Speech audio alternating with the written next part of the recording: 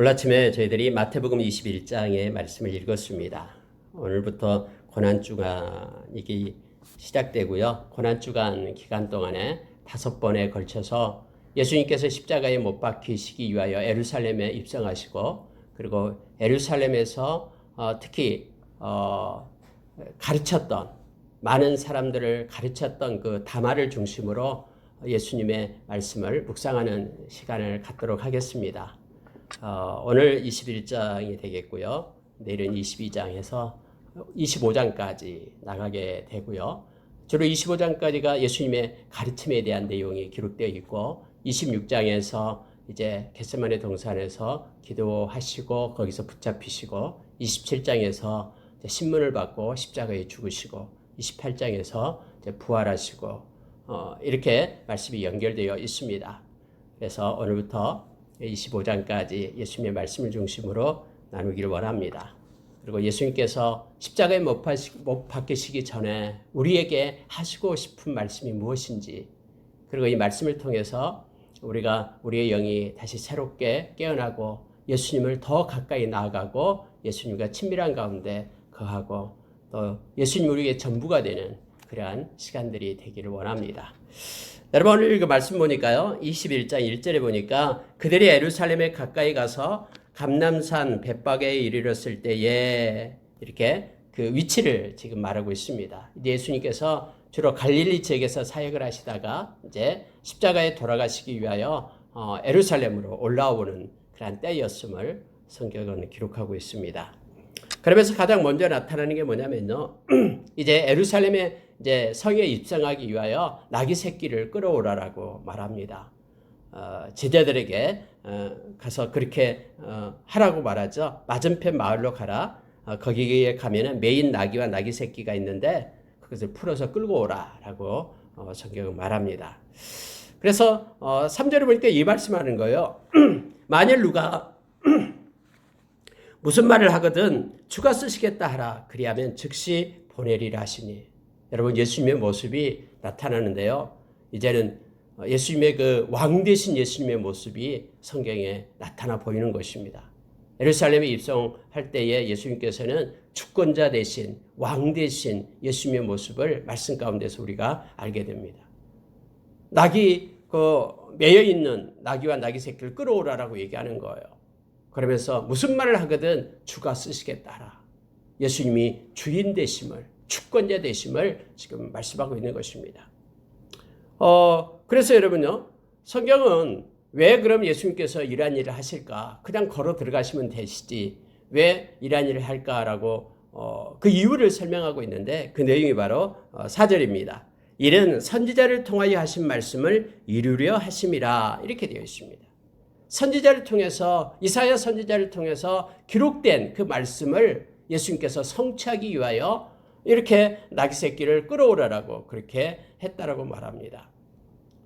예수님은 겸손하여서, 메시아는 겸손하여서 낙이 곧 멍에 베는 짐승의 새끼를 탔도다라고 기록되어 있는 이사야서 62장, 그리고 우리가 잘 아는 스가랴서 9장에 있는 말씀이죠. 9장 9절에 있는 말씀입니다.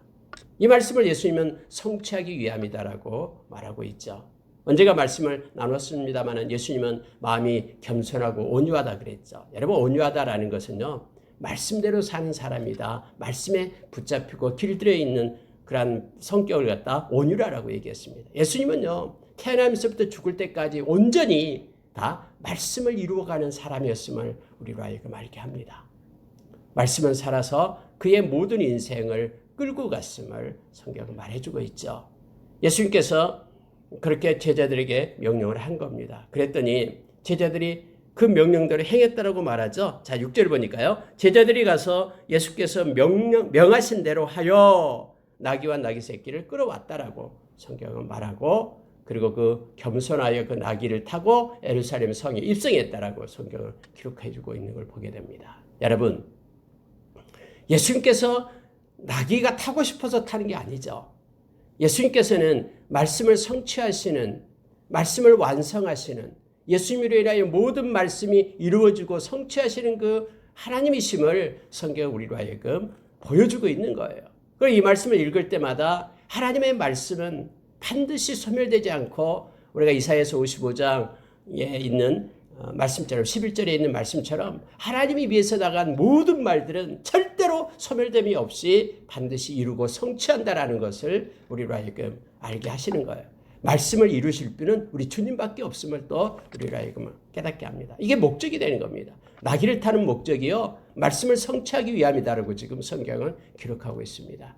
그런데 하나님의 말씀을 성취해 나가는데 이게 제자들의 순종이 필요했음을 우리는 또 말씀을 통해서 깨닫게 합니다.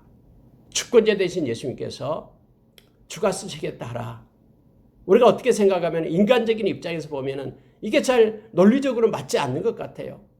어떻게 다른 나귀를 갖다 끌어오면서 다른 자기의 소유도 아닌데 주가 쓰시겠다 하라. 이 말에 또 순종하고 제자들이 가서 그 나귀를 또 끌어오는 것도 그렇고요. 그러니까 제자들은 뭐냐면은 예수 그리스도가 절대적인 주권자임을 인정하지 않을 때는요, 이 말씀을 순종할 수가 없다라는 걸 알게 됩니다. 여러분, 우리도 이건 중요한 겁니다.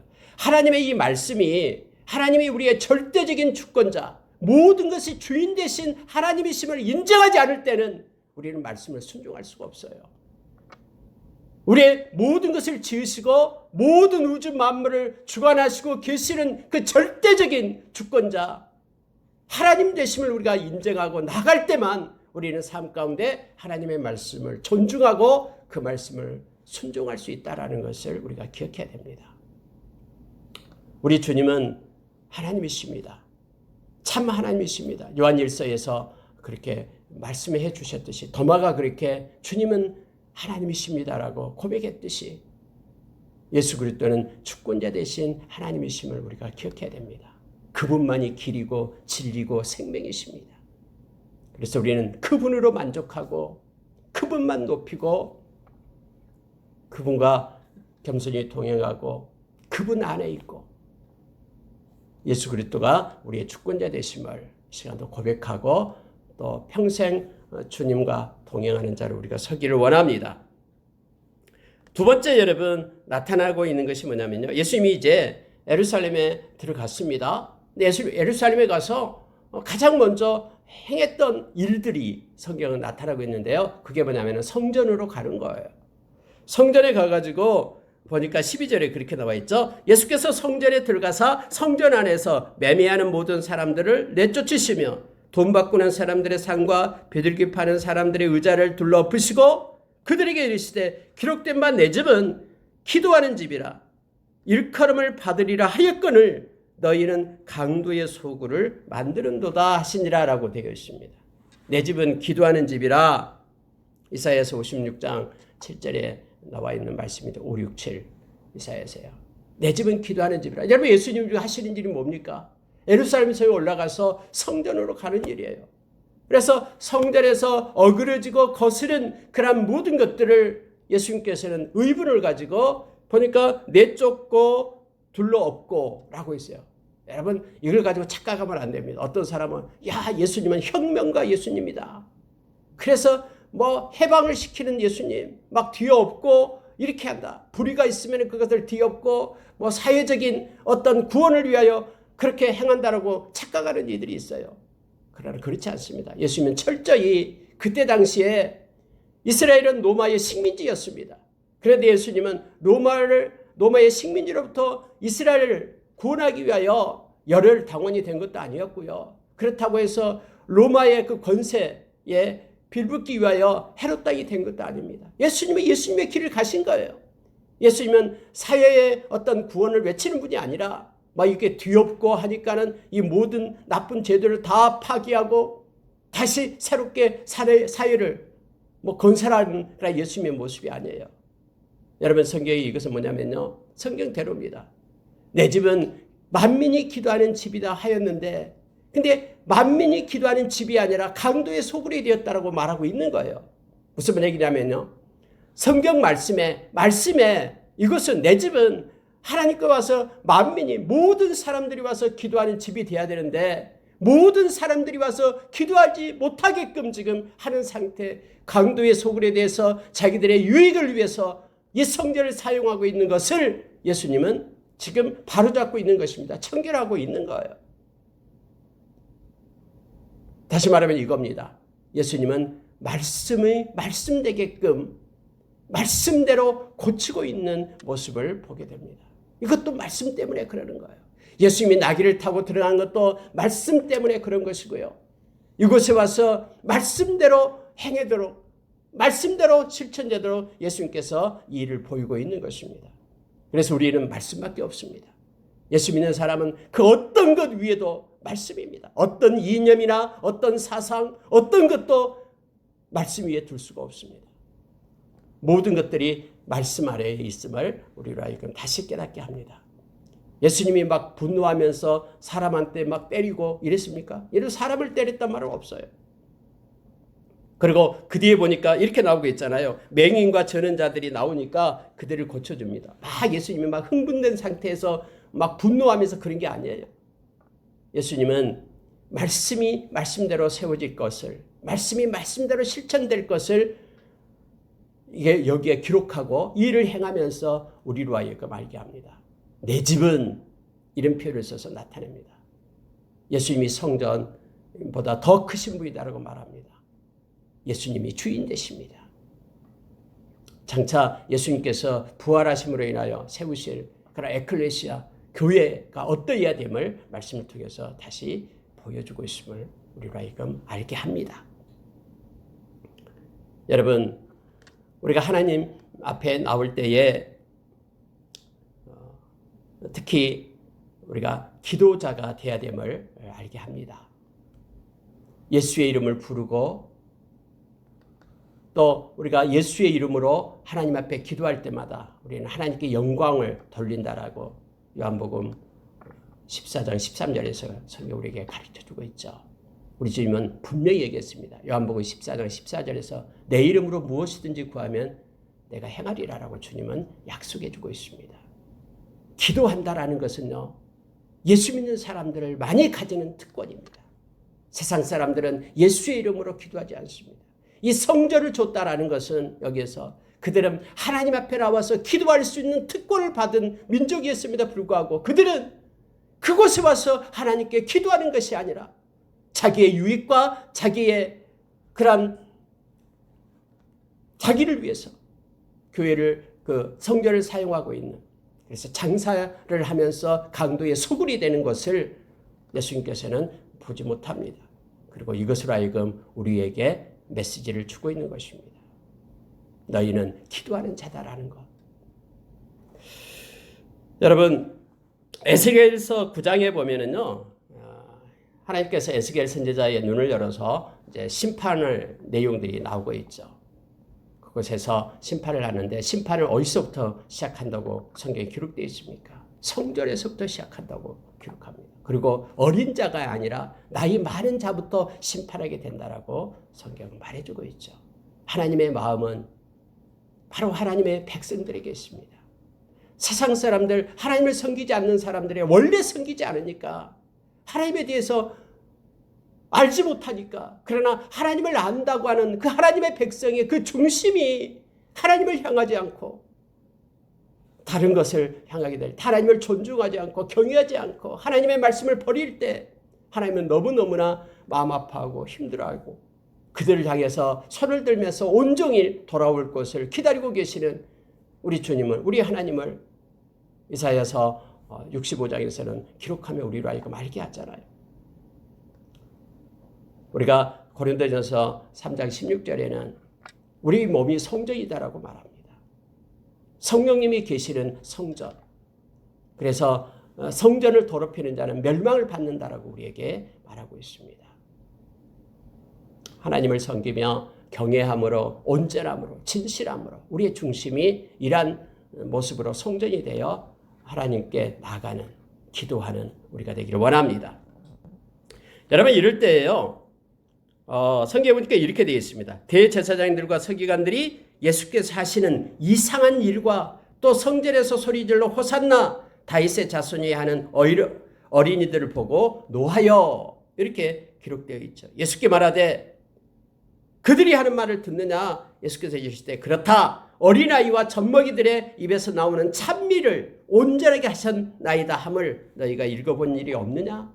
이렇게 예수께서 반문합니다. 무슨 얘기냐면 이거예요. 아이들이 호산나 호산나 예수님을 찬미하는 거예요. 예수님께서 막 성전에서 뒤엎고요, 강도의 소굴이다라고 말하면서 또 예수님께서 맹인과 저는 자들을 막 고쳐주는 거예요. 이걸 보고 있던 대제사장들, 서기관들은 깜짝 놀라는 거예요. 성경에 보니까 이거예요. 이상한 일로 여겼다라는 거예요. 야, 이런 일이 없었는데 이거 무슨 일이냐? 라고 말합니다. 원래 이게 온전한 것인데, 성전에서는 기도하는 것이 맞는 것인데 이미 다 그렇게 타락해가지고 전통적으로 그렇게 돼 있는 거예요. 그래서 지금 그들이 하고 있는 일이 그들이 옳다라고 여기는 거예요. 그래서 예수님이 하시는 일이 이상하다라고 생각한 거예요. 아이들이 어떻게 호산나 호산나 자기가 무슨 하나님의 아들이야 하면서 이상하게 얘기하면서 막 분노하면서 말합니다. 지금 아이들이 하는 거 보시오. 예수님을 향해 이렇게 외치는 거예요. 이건 참남하고요, 이것은 신성모독하고요, 어떻게 이렇게 하는 것을 당신은 가만둡니까? 할 때 예수님은 그렇게 말합니다. 아이들의 입에서, 젖먹이들의 입에서 나오는 그 찬미는 하나님께서 온전하게 한 것이다. 내가 마땅히 그 찬미를 받을 만한 하나님의 아들이다, 메시아다라는 것을 예수님이 지금 말씀하고 있는 것입니다. 여러분, 호산나 그 말은요, 이제 구원하소서라는 뜻이에요. 호산나라는 것은 호시아나, 호시아나 이런 뜻이죠. 호시아나, 히브리어 호시아나를 갖다 헬라어로 바꾸니까 그 음원만 가져왔어요. 음만 가져와 가지고 호산나 이렇게 해요. 호시아나 이겁니다. 이제 구원하소서, 이제 구원하소서. 이것이 이제 점차 이제 찬양 받으십시오, 뭐 영광 받으십시오, 이런 찬미 받으십시오, 이런 뜻으로 이렇게 바꿔줬음을 너무나 잘합니다. 아이들이 말하는 거예요. 이제 구원하십시오. 당신은 메시아입니다. 이제 구원하십시오. 근데 예수님은 지금 그 말이 맞다, 내가 구원자다 라고 지금 선포하고 있는 것을 보게 됩니다. 여러분요, 예루살렘에 올라오신 예수님은요, 기존의 예수님과는 좀 다른 모습입니다. 주권자 되신 예수님, 그리고 성취하시는 예수님, 심판하시는 예수님, 예수님이 이제는 구원자 되심을, 구세주 되심을 그렇게 선포하고 나가고 있는 모습을 보게 됩니다. 예수님은 우리의 삶을 통해서 호시아나, 구원하신 예수님 메시아십니다. 우리는 예수님을 나의 구주로 영접한 사람입니다. 예수님은 나의 구원자, 나의 삶에 개입하시고 나의 영혼을 구원하시고 뿐만 아니라 우리의 일상 가운데서 살아서 함께 하시는 그 예수님, 구원자 되신 그 예수님을 우리가 기억하기를 원합니다. 예수님께서 무화과나무를 이렇게 저주하는 장면이 나오고 있습니다. 성경에 보니까요, 18절을 보니까요, 이른 아침에 성으로 들어오실 때에 시장하신지라 라고 성경은 기록하고 있습니다. 시장이에요. 예수님은 인간으로 오셨기 때문에 시장합니다. 뭐 여러 가지 일도 하셨고 했는데 시장하셨겠죠. 근데 무화과나무가 있는 거예요. 무화과나무 가서 보니까 옛날에는 참 이게 이해가 되지 않았습니다. 저도. 아니, 때도 아닌데, 성경의 다른 말씀에 보니까, 말씀을 보니까는 때도 아닌데, 마가복음에 보면은요, 아직 그 열매 맺을 때가 아니다 했거든요. 막 잎이 무성한 나무가 있는데 예수님께서 찾아가셔서 무화과 열매를 보내는데 무화과가 없는 거예요. 그러니까 예수님께서 오늘 말씀도 이제부터 영원토록 네가 열매를 맺지 못하리라 한 거예요. 그랬더니 다음에 다른 성경에서는 다음에 보니까 무화과나무가 말라버린 거예요.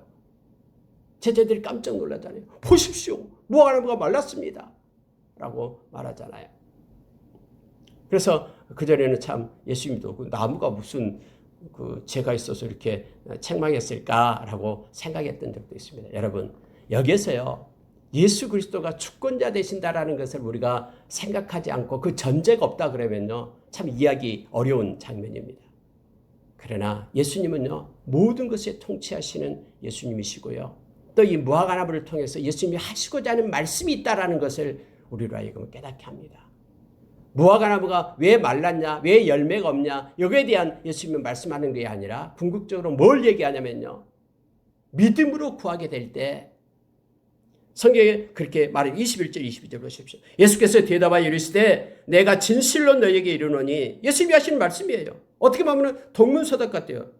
제자들이 어찌하여 곧 말랐나이까 이렇게 말하는데 예수님께서는 뭘 얘기하냐면은 내가 이것을 통해서 너희에게 하고 싶은 얘기가 있다라는 걸 지금 말하고 있는 거예요. 그 얘기가 뭐냐면요. 만일 너희가 믿음이 있고 의심하지 아니하면 이 무화과나무에게 된 이런 일만 할 뿐 아니라 이 산더러 들려 바다에 던져지라 하여도 될 것이요.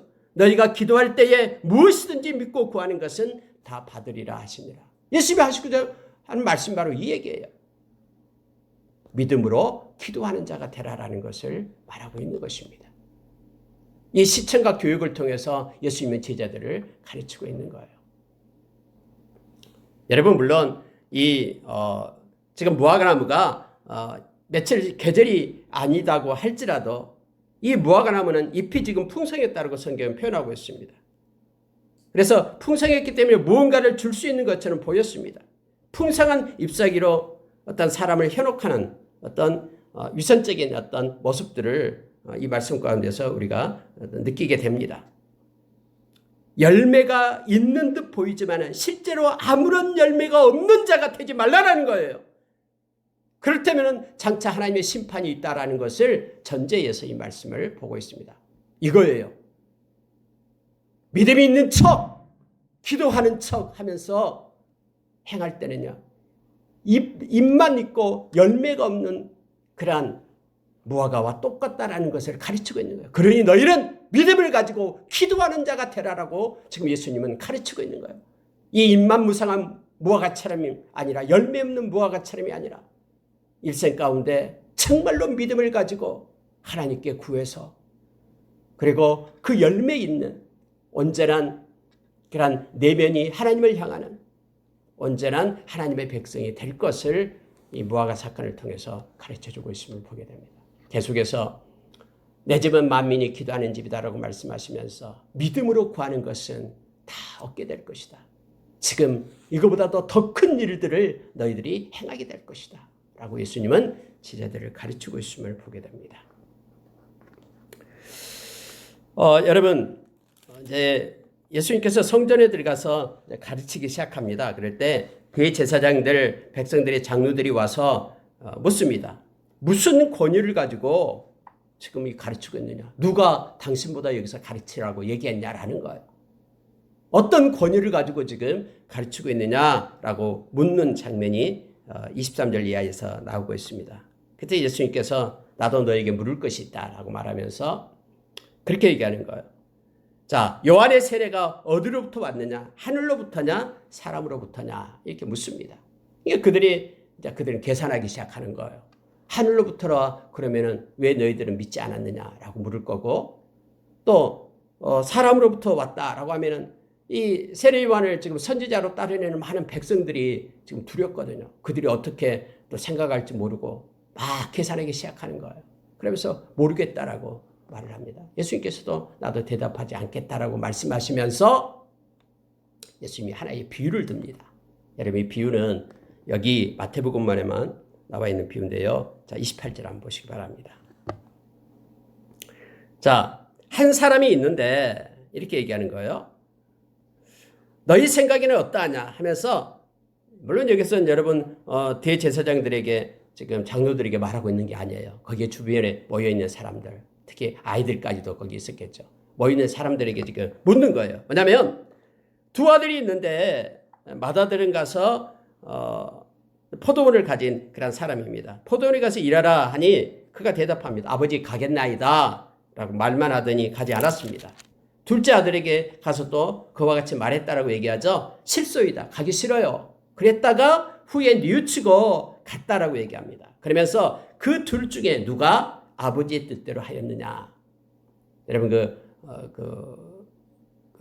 예수 그리스도 영화 6년 전인가 7년 전인가 영화에 나오는 이 장면은요. 아이들을 앉혀놓고 그렇게 예수님이 묻는 장면이 나와요. 애들이 듣고 있다가 순종한 첫째요. 뭐 이렇게 얘기하고 거기서는 이제 첫째와 둘째가 바꿔서 나오고 있는데요. 누가 순종했느냐 할 때 중요한 것이 있습니다. 예수님께서는 이 말씀을 통해서 우리에게 말씀하고 싶은 것이 뭐냐면요. 누가 하나님의 뜻을 행하고 있느냐 이 말씀을 우리에게 주고 있음을 보게 됩니다. 어떤 사람들은 또 우리나라 사람들도 대부분 우리가 그렇잖아요. 어른들 앞에서는 말이라도 예 그렇게 하겠습니다라고 얘기하고 뒤에 안 하든지 이게 겸손으로 보고 또 이것을 말하고 있죠. 근데 성경은 그걸 얘기하고 있지 않아요. 성경은 뭘 얘기하고 있냐면요. 정말로 하나님 그 아버지의 뜻을 행하는 자가 누구냐를 얘기하고 있는 거예요. 이건 너무너무나 중요합니다. 둘째는 말로는 가기 싫다라고 얘기했지만 다음에 마음에 뉘우침이 있어가지고 행했다라고 얘기합니다. 이 메타노이아라는 회개는요. 무엇을 얘기하냐면 모든 삶까지를 얘기합니다. 다시 말하면 이거예요. 그 뉘우침으로 끝나는 것은 회개가 아니다라는 것을 말하고 있습니다. 그의 삶이 하나님께로 하나님이 원하는 쪽으로 바꿔주고 돌려져야 되고 행해져야 됨을 성경은 말해두고 있죠. 회개는 돌아서는 걸 얘기합니다. 내가 계속해서 그 일을 행하는 것이 아니다라고 인정하고 돌아서서 하나님이 기뻐하는 일을 행하는 것이 회개입니다. 그래서 뉘우침으로 끝나는 것은 회개가 아님을 우리는 너무나 잘 알고 있습니다. 첫 번째 이 아들을 한번 보시기 바랍니다. 네, 가겠습니다. 하고는 가지 않았다라고 얘기하죠. 순종이 없는 거죠. 말에 대한 순종이 없었고요. 둘째는 싫습니다라고 말했는데 그리고 뉘우쳤다라고 얘기하고 궁극적으로 그 아버지가 원하는 그 일을 했다라는 그 일이 뭡니까? 포도원에 갔다라는 거예요. 그래서 포도원에서 그 일을 했다라는 것이 지금 말합니다. 누가 아버지의 뜻대로 하였느냐라고 물을 때에 그 둘째가 그랬습니다라고 그들이 대답을 했습니다. 여러분 왜 하나님의 뜻, 아버지의 뜻을 행하는 것이 중요하냐면요. 아버지의 뜻을 행하지 않고서는 우리가 천국에 들어갈 수 없다라고 예수님께서 그렇게 가르쳤기 때문에 그렇습니다. 여러분 성경에 보면은 우리가 마태복음 7장 21절에서 23절 말씀 우리가 너무나 잘 알죠. 제가 한번 읽어드리겠습니다. 나더러 주여 주여 하는 자마다 다 천국에 들어갈 것이 아니요 다만 하늘에 계신 내 아버지의 뜻대로 행하는 자라야 들어가리라. 그날에 많은 사람이 나더러 이르되 주여 주여 우리가 주의 이름으로 선지자 노릇하며 주의 이름으로 귀신을 쫓아내며 주의 이름으로 많은 권능을 행하지 아니하였나이까 하리니 그때에 내가 그들에게 밝히 말하되 내가 너희를 도무지 알지 못하니 불법을 행하는 자들아 내게서 떠나가라 하리라. 그러므로 누구든지 나의 이 말을 듣고 행하는 자는 그 집을 반석 위에 지은 지혜로운 사람과 같다라고 예수님께서 산상수훈에서 말씀해 주고 있는 것을 보게 됩니다. 아버지의 뜻대로 행하는 자라야 천국에 들어간다라고 말합니다. 그러면 보십시오. 여기서 많은 사람들이 천국에 들어가지 못한 많은 사람들이 얘기합니다. 주여 주여 했던 사람들이죠. 선지자 노릇을 했습니다. 말씀을 전했다라는 거죠. 귀신을 쫓아냈습니다. 능력을 행했다라는 거예요. 또 많은 권능을 행하지 않았습니까? 귀신을 쫓아내고 많은 권능을 행하고 또 선지자 노릇도 아버지의 뜻대로 행하지 않고서도 할 수 있다라는 것을 말해주고 있음을 보게 됩니다. 주님이 나 알지 못한다. 이 말은 주님께서 여기서 나오는 내가 너희를 도무지 알지 못한다 라고 말할 때는 내 뜻이 아니었다라는 것을 지금 말하고 있는 것이죠. 여러분 하나님의 뜻이 어디 있습니까? 하나님의 뜻대로 행하지 않을 때에는 천국에 들어갈 수 없다라고 말합니다. 우리가 잘 아는 마태복음 12장 50절에서 그 말씀을 하죠. 누가 나의 어머니고 누가 나의 형제고 자매냐 이들을 보라. 아버지의 뜻대로 행하는 자라야 나의 어머니고 나의 형제고 다시 말하면 하나님 나라의 가족이다라고 말하고 있는 거예요. 근데 다른 성경에서는 말씀에 순종하는 자가 그렇게 바꾸고 있음을 보게 됩니다. 하나님의 뜻은요 말씀에 있음을 보게 됩니다. 아까 우리가 봤듯이 예수님께서 나귀를 타고 예수님께서 또 성전에 가서 그렇게 말씀대로 행하지 않은 것을 뒤엎고 다 말씀을 세우기 위함이잖아요. 말씀에 순종하기 위함인 거예요. 그래서 결국은 하나님의 말씀을 따라 순종하는 자, 그가 천국 백성이 됨을 알게 합니다. 아버지의 그 뜻, 아버지가 하는 그 말, 포도원에 가서 일할 그 말, 그것이 아버지의 뜻이잖아요. 그래서 돌이켜 회개하고 아버지의 그 말씀을 따라서 포도원에 가서 일한 그가 아버지의 뜻을 행한 자다라고 성경은 우리에게 가르치고 있음을 보게 됩니다. 이 말씀은 무서운 말씀입니다. 특히 오늘날 크리스천들에게 이 말씀은 무서운 말씀이에요. 하나님의 말씀, 하나님의 뜻을 행하는 자, 그가 천국 백성임을 우리로 하여금 깨닫게 합니다. 여러분 그렇게 해서요. 근데 예수님께서는 참 친절하십니다. 내가 무슨 권위로 이 말을 하는지 너희들에게 말하지 않겠다 라고 이제 말씀을 하셨지만 그 뒤에 예수님께서 그들에게 했던 질문에 대한 대답은 말하고 있음을 보게 됩니다. 다시 말해 이거예요. 요한의 세례가 하늘로부터 온 거냐 그렇지 않는 거냐 라는 대한 그들이 대답하지 않을 때 예수님은 그들에게 대답을 해줍니다. 그게 뭐냐면 32절이에요. 자, 요한이 의의 도로 너희에게 왔거늘. 요한은 의의 도로 왔다. 다시 말하면은 하늘로부터 왔다라는 것을 말하고 있습니다. 요한은 하늘로부터 온 자다. 그런데 너희들이 그를 믿지 않았다. 이것을 보고도 끝내 뉘우쳐 믿지 않았다라고 말하고 있음을 보게 됩니다. 창녀와 세리들은 둘째 아들처럼 그는 회개하고 그들은 믿는 자였지만 너희들은 겉모습은 그럴싸하게 하나님을 섬기는 모습처럼 보이지만은 그러나 하나님의 뜻을 너희들은 따르지 않고 믿지 않았다. 그래서 세리와 창녀는 너희보다 먼저 하나님 나라에 들어가게 될 것이다. 왜냐하면 하나님의 뜻을 행한 자이기 때문에. 하나님의 뜻을 행한 자만이 천국 백성이라고 주님은 그렇게 가르쳤기 때문에 그렇습니다. 이 말씀을 선포하고 있으면서 이 말씀을 읽는 저와 여러분으로 하여금 하나님의 뜻을 행하는 자가 될 것을 요청하고 있음을 보게 됩니다. 곧 말씀을 따라 사는 자가 될 것을 우리에게 가르치고 있는 것입니다. 마지막 비유를 들어서 포도원 비유를 들어서 예수님께서 가르치는 장면이 나오고 있습니다. 33절 이하에 보니까요. 예수님께서 다른 비유를 듭니다. 근데 33절은 참 중요해요. 왜냐하면 보십시오. 다른 한 비유를 들으라. 한 집 주인이 포도원을 만들어 산 울타리로 두르고 거기에 즙 짜는 틀을 만들고 망대를 짓고 농부들에게 새로 주고 타국에 갔더니 열매 거둘 때가 가까움에 열매를 받으려고 자기 종들을 농부들에게 보내니라고 말하고 있습니다. 여러분, 여기서 이제 예수님께서 비유를 듣는 것인데요. 주권자 되신 예수님을 다시 한번 나타내고 있는 거예요. 무슨 얘기냐면 이거예요. 포도원을 누가 만들었냐? 주인이 만들었다. 울타리를 누가 둘렀냐? 주인이 둘렀다. 거기에 집을 짜는 틀도 주인이 만들었다. 높은 망대도 주인이 그렇게 망대를 세웠다. 그리고 모든 걸 다 해놓고 농부에게 새로 주고 간 것이다.